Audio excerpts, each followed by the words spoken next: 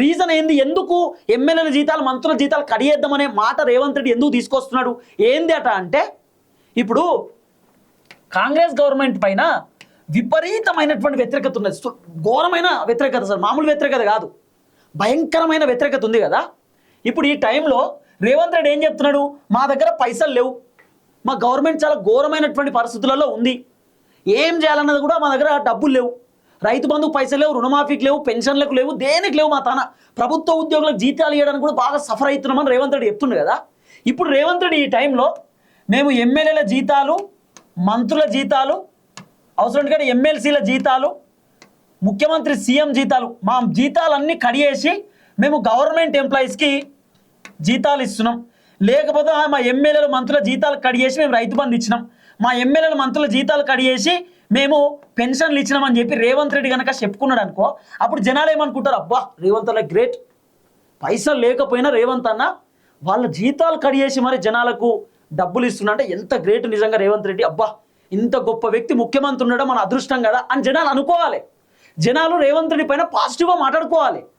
ఇప్పుడు రేవంత్ రెడ్డి ఇట్లా వేసాను అనుకో, ఎమ్మెల్యేల జీతాలు కట్టు, మంత్రుల జీతాలు కడియేసి మేము ఇస్తున్నాం అన్నాడు అనుకో, ఒకవేళ నిజంగానే కడియేసిన అనుకో, రేవంత్ రెడ్డి పాజిటివ్ వస్తుంది, నెగిటివ్ రాదు. పాపం రేవంత్ అన్న దగ్గర పైసలు లేకపోతే జీతాలు కడియేసి మరి ఆయన ప్రజలకు మంచి చేస్తున్నాడు, ప్రభుత్వ ఉద్యోగులకు జీతాలు ఇస్తున్నాడు, రేవంత్ రెడ్డి చాలా గ్రేట్ అని చెప్పి ఒకవేళ ప్రభుత్వ ఉద్యోగులకు అట్లా జీతాలు ఇచ్చిండు అనుకో, ప్రభుత్వ ఉద్యోగులు ఇంకా గట్టిగా పనిచేస్తారు. రేవంత్ రెడ్డి ప్రభుత్వ ఉద్యోగుల కోసం ఎమ్మెల్యేల జీతాలు కడియేసిండు, రేవంత్ అన్న కోసం ఇంకేమన్నా పని చేయాలనుకుంటారు ప్రభుత్వ ఉద్యోగులు, అవసరం అనుకుంటే ఇంకా మంచిగా బలంగా చేస్తారు.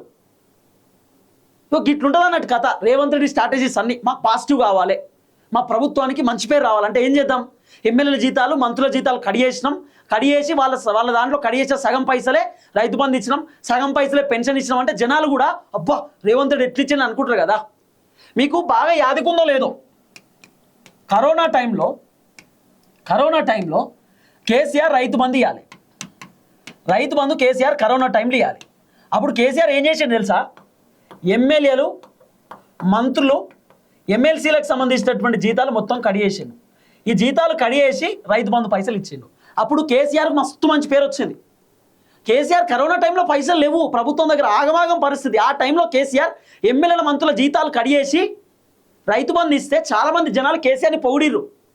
కేసీఆర్ చెప్పుకున్నాడు, మొన్న కూడా చెప్పిండు కదా జీతాలు కడియేసామని. కేసీఆర్ చెప్పిన అవసరం అనుకుంటే ఎమ్మెల్యేల జీతాలు కడియేసాను ఈరి, మంత్రులకు జీతాలు కడియేసి ఈరి, జనాలకు ఏదో ఒకటి చేయరి అన్నాడు.